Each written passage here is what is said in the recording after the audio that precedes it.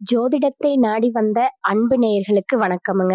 எத்தனையோ வீடியோ பார்த்தாலும் இந்த ஒரு வீடியோ உண்மையா கஷ்டப்படுறவங்க வாழ்க்கைய மாற்றப் போகுதுங்க.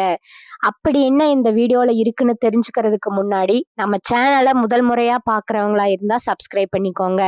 பெல் பட்டனையும் கொடுத்து ஆல் அப்படிங்கிற ஆப்ஷனை சூஸ் பண்ணி வச்சுக்கோங்க. அப்பதான் நாங்க போடுற ஒவ்வொரு பதிவும் உங்ககிட்ட வந்து சேருமுங்க. எப்பவுமே ஒரு நல்ல விஷயத்தை தொடங்குவதற்கு முன்னாடி எம்பெருமான் முருகனை மனதார வேண்டிக்கோங்க. நீங்களும் நான் சொல்ற மந்திரத்தை சொல்லிக்கிட்டு கமெண்ட் பாக்ஸ்ல ஒரு கமெண்ட் பண்ணிடுங்க. ஓம் முருகா சரணம், ஓம் முருகா சரணம், ஓம் முருகா சரணம். இன்னைக்கு நம்ம ரொம்ப முக்கியமான ஒரு விஷயத்த பத்தி பேச போறோமுங்க. கிரகநிலை மாற்றங்கள். இந்த கிரகநிலைகள் மாற்றத்தினால நமக்கு என்னென்ன லாபங்கள் நடக்க போகுது, எப்படி அதை லாபமா மாத்திக்கிறது அப்படிங்கிறத பத்தி தான் இன்று பேச போறோம்ங்க. அவசியமா இந்த காணொலியை மிஸ் பண்ணாம பாருங்க. உங்க வாழ்க்கையில உங்க வீட்டுல எத்தனை பேர் ஜாதகம் பார்த்திருக்கீங்க? நீங்க ரிஷபராசியா இருக்கலாம், மேச ராசியா இருக்கலாம், மிதுன ராசியா இருக்கலாம், ஏன் 12 ராசியில ஏதாவது ஒரு ராசியா நீங்க இருப்பீங்க. இப்ப இந்த ராசிக்காரர்கள் இவங்க தான் இந்த பார்க்கணும், அவங்க தான் பார்க்கணும்னு இல்லைங்க.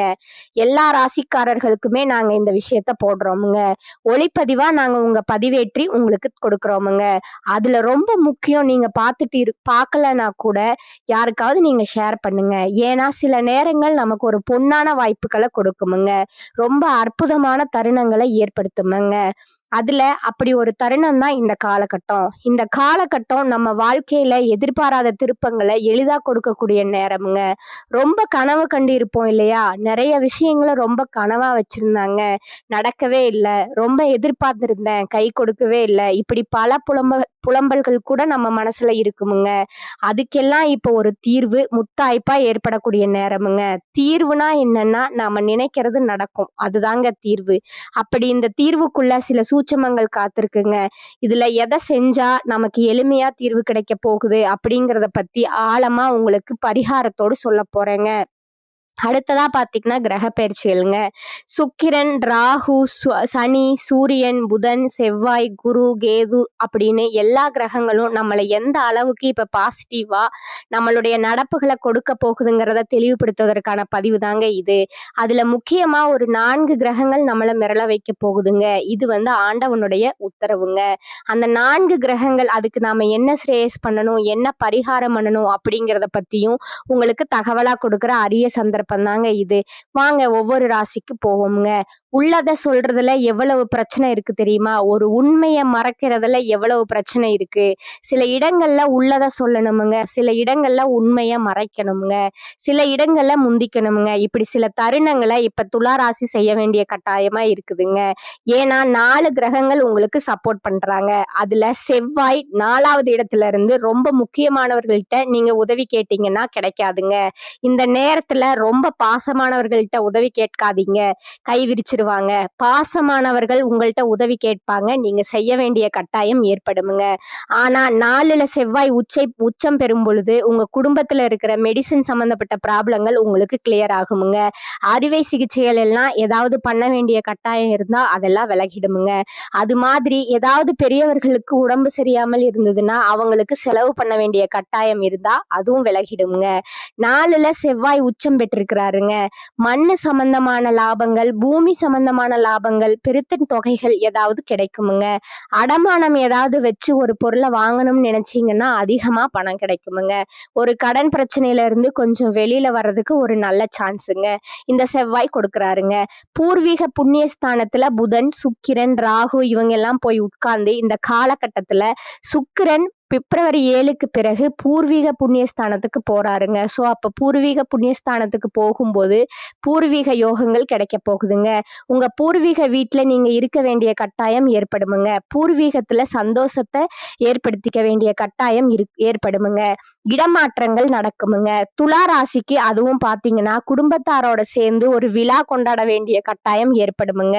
குடும்பம் போன வருஷம் இந்த குடும்ப உறுப்பினர்கள் எல்லாம் ஒண்ணு சேரல, ஆனா இந்த வருஷம் சேர்றேன் சுவாமி அப்படி ஒரு தகவல். நல்ல மனசுங்க பிடிச்சவர்களோடு பயணங்கள் மேற்கொள்வது, நேர்த்தி கடன் பண்ணிக்கிறது, இதெல்லாம் இப்ப நடக்குமுங்க. குலதெய்வ வழிபாடுகள் செய்யறது இப்ப நடக்குமுங்க. குழந்தை இல்லாதவர்களுக்கு குழந்தை பாக்கம் கிடைக்கக்கூடிய நேரம் ஏற்படுமுங்க. ரொம்ப சிறப்பான ஒரு அற்புதமான நேரமுங்க. வம்ச விருத்தி ஏற்படுமுங்க. வம்ச விருத்தி, ஆண் குழந்தை பிறக்கக்கூடிய வாய்ப்பு ஏற்படுமுங்க. கடன் பிரச்சனைகள்ல நெருக்கடியா இருந்தவங்களுக்கு யாராவது சிபாரிசு செஞ்சு கடன் தொகையை குறைச்சு உங்களுக்கு நல்ல ஹெல்ப் பண்ணுவாங்கங்க. நகை அடமானத்துல இருந்தா மீட்கப்படுமுங்க. மீட்கப்படும்னு சொல்லுவாங்கங்க.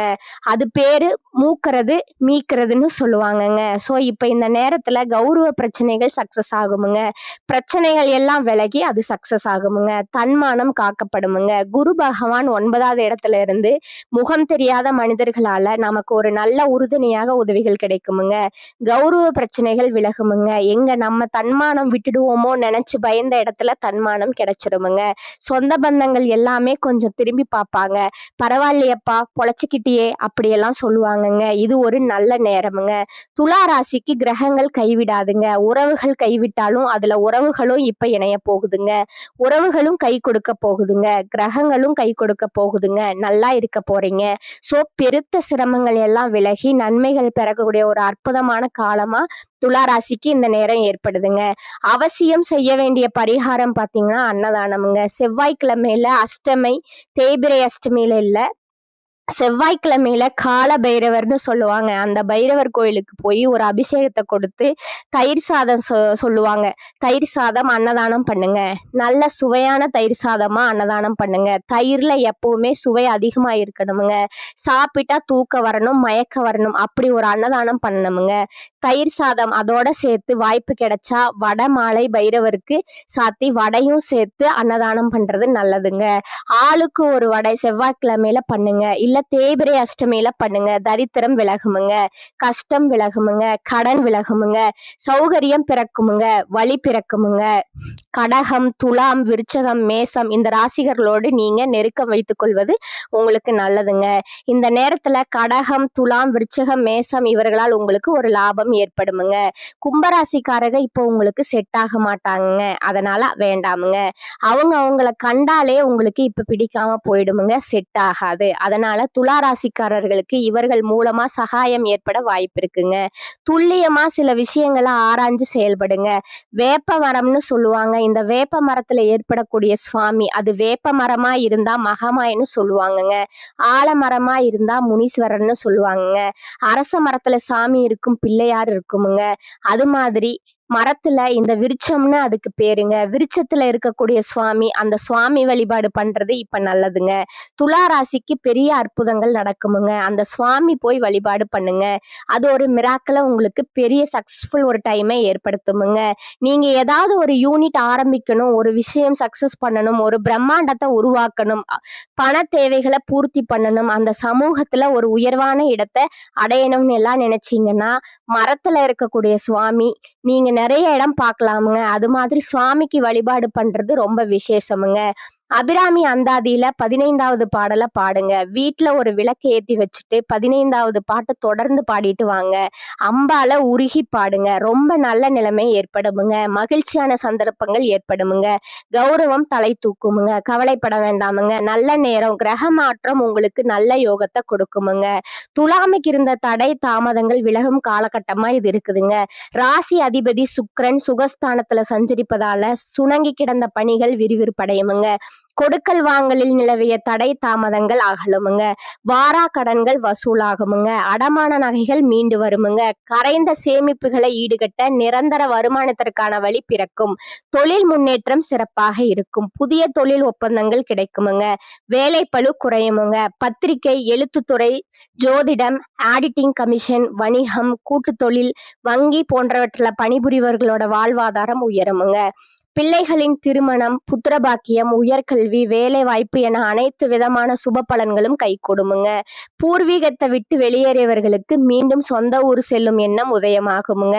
அறுவை சிகிச்சை செய்ய வேண்டிய நிலை மாறி சாதாரண வைத்தியத்துல குணமாகுமுங்க.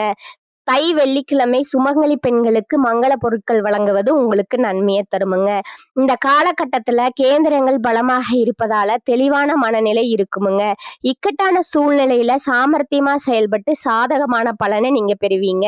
செயல்திறன் அதிகரிக்குமுங்க. ஆனா உங்களுக்கு எதிராக சிலர் செயல்படும் சூழ்நிலை இருப்பதால் கவனம் தேவைங்க. நெருக்கடியான சமயத்துல எதிர்பார்த்த உதவிகள் கிடைப்பது தாமதப்படுமுங்க. தொழில் வியாபாரம் தொடர்பாக வீண் அலைச்சல்கள் இருக்குமுங்க. ஆனாலும் லாபம் லாபம் அதிகரிக்குமுங்க. சில நேரங்கள்ல முக்கிய முடிவு எடுப்பதுல தயக்கம் காட்டுவீர்கள். வாடிக்கையாளர்களை அனுசரித்து செல்வதன் மூலம் கூடுதல் லாபம் கிடைக்க பெறுவீர்கள். உத்தியோகத்தில் இருப்பவர்கள் திறமையுடன் செயல்பட்டு நிர்வாகத்தினரால் பாராட்டு கிடைக்க பெறுவார்கள். ஆனால் அலைச்சல்கள் உண்டாகுமுங்க. சக ஊழியர்கள் உங்களுக்கு ஆதரவாக இருப்பார்கள்ங்க. கணவன் மனைவிக்கிடையே இருந்த நெருக்கம் அதிகரிக்க மனம் விட்டு பேசுவது நன்மையை தருமுங்க. உறவினர்களோட வருகை இருக்குமுங்க. அவர்களிடம் நிதானமாக பேசுவது நன்மை தருமுங்க. பெண்களுக்கு எதிலும் சாமர்த்தியமா செயல்பட்டு காரிய வெற்றி பெறுவீர்கள். கலைத்துறையினருக்கு வீண் அலைச்சலை சந்திக்க வேண்டி இருக்குமுங்க. அரசியல்ல உள்ளவர்களுக்கு முயற்சிகள் பலிதமாகுமுங்க. மாணவர்களுக்கு செயல்திறமை அதிகரிக்குமுங்க. உயர்கல்வி கற்பவர்கள் கூடுதல் கவனத்துடன் பாடங்களை படிப்பது நல்லதுங்க. கணவன் மனைவிக்கிடையே இருந்து வந்த கருத்து வேறுபாடு நீங்கி அந்யோன்யம் ஏற்படுமுங்க. எதிர்பாராத பயணங்களும் அதனால் உடல் அசதியும் உண்டாகுமுங்க. உங்களை பற்றி தவறாக புரிந்து கொண்ட நண்பர்கள் தங்கள் தவற்றை உணர்ந்து உங்களிடம் மன்னிப்பு கேட்பார்கள்ங்க.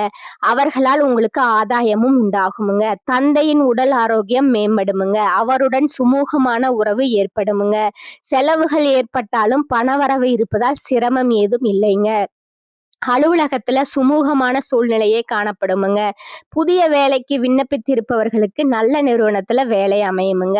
வியாபாரத்துறையில இருப்பவர்களுக்கு வியாபாரத்தின் காரணமாக சில தொலைதூர பயணங்களை மேற்கொள்ள நேருமுங்க. பணியாளர்கள் நல்ல முறையில ஒத்துழைப்பு தருவார்கள்ங்க. சக வியாபாரிகளிடையே இணக்கமான சூழ்நிலை உண்டாகுமுங்க. குடும்பத்தை நிர்வகிக்கும் பெண்களுக்கு உறவினர் வருகையால பொறுப்புகள் அதிகரிக்குமுங்க. என்றாலும் உற்சாகத்துடன் சமாளித்து விடுவீங்க.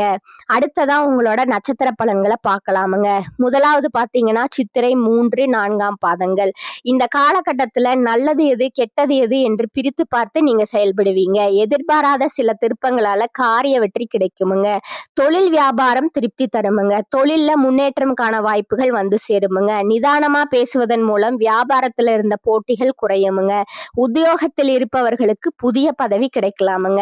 சிலர் கட்டளை இடுகின்ற பதவி கிடைக்க பெறுவீர்கள். குடும்பத்துல திடீர் செலவு ஏற்படுமுங்க. குடும்பத்துல இருப்பவர்களுக்கு தேவையான உதவிகளை செய்து அதன் மூலம் அவர்களோட நன்மதிப்பை நீங்க பெறுவீங்க. ரெண்டாவதா பாத்தீங்கன்னா சுவாதி நட்சத்திரக்காரங்க. இந்த காலகட்டத்துல தம்பதிகளுக்கு இடையே மகிழ்ச்சி அதிகரிக்குமுங்க. பிள்ளைகள் நலனில அக்கறை காட்டுவீர்கள். வழக்குகளை தள்ளி போடுவதும் சமாதான முறையில் பேசி தீர்த்து கொள்வதும் நல்லதுங்க. தன்னம்பிக்கையுடன் செயல்பட்டு காரிய வெற்றி நீங்க பெறுவீர்கள். உடல் ஆரோக்கியத்துல கவனம் தேவைங்க. உத்தியோகத்துல வெற்றி பெற கூடுதல் முயற்சி மேற்கொள்வது நல்லதுங்க. சக ஊழியர்களுடன் நிதானமாக பேசி பழகுவது நன்மையை தருமுங்க. புத்தி கூர்மையுடன் செயல்பட்டு எந்த சிக்கலையும் தீர்க்கும் ஆற்றல் அதிகரிக்குமுங்க. எந்த ஒரு விஷயத்தையும் கவனமுடன் கையாள்வது நல்லதுங்க. மூன்றாவதா இருக்கக்கூடியவங்க விசாகம் 1, 2, 3ஆம் பாதங்கள். இந்த காலகட்டத்துல முக்கிய நபர்களோட உதவி உங்களுக்கு கிடைக்குமுங்க. மனதுல தன்னம்பிக்கை ஏற்படுமுங்க. எந்த ஒரு காரியத்தையும் துணிச்சலாக செய்து நீங்க வெற்றி பெறுவீர்கள். தொழில் வியாபாரம் விறுவிறுப்படையுமுங்க. கடந்த காலங்கள்ல இருந்த மந்த நிலை மாறுமுங்க. வாடிக்கையாளர்களை அனுசரித்து செல்வது நன்மையை தருமுங்க. உத்தியோகத்தில் இருப்பவர்கள் மேல் அதிகாரிகளோட சொல்படி நடந்து கொள்வது நல்லதுங்க. பண வரத்து திருப்திகரமா இருக்குமுங்க. குடும்பத்துல கலகலப்பு இருக்குமுங்க. கூடவே மனதில் ஒருவித கவலையும் வந்து சேருமுங்க. உங்களுக்கான அதிர்ஷ்டமான நாட்கள் சொல்றேன், நோட் பண்ணிக்கோங்க. 23 மற்றும் 25ங்க. அதிர்ஷ்ட எண்கள் பாத்தீங்கன்னா 3 மற்றும் 7ங்க. வழிபட வேண்டிய தெய்வம் விநாயகருங்க. உங்களுக்கான பரிகாரம் சொல்றேன், அதையும் நோட் பண்ணிக்கோங்க. தினமும் காலையில் வீட்டு பூஜை அறையில் தீபம் ஏற்றி கீழ்காணும் பாடலை 27 முறை பாராயணம் செய்யவும். திருவாக்கும் செய்கருமம் கைகூட்டும் செஞ்சொல் பெருவாக்கும் பீடும் பெருக்கும் உருவாக்கும். ஆதலால் வானோரும் ஆணை முகத்தானை காதலால் கூப்புவர் தம்கை. இந்த பாடலை நீங்க பாராயணம் செய்யுங்க. மேலும் இன்னொரு பரிகாரம் சொல்றேன், அதையும் நோட் பண்ணிக்கோங்க. ஸ்ரீ சரஸ்வதி தேவியை பூஜித்து வர அறிவு திறமை அதிகரிக்குமுங்க. கல்வியில வெற்றி உண்டாகுமுங்க. இந்த சேனல் உங்களுக்கு பிடிச்சிருந்தா லைக் பண்ணிக்கோங்க, ஷேர் பண்ணிக்கோங்க. வாழ்க வளமுடன். நன்றி, வணக்கம்.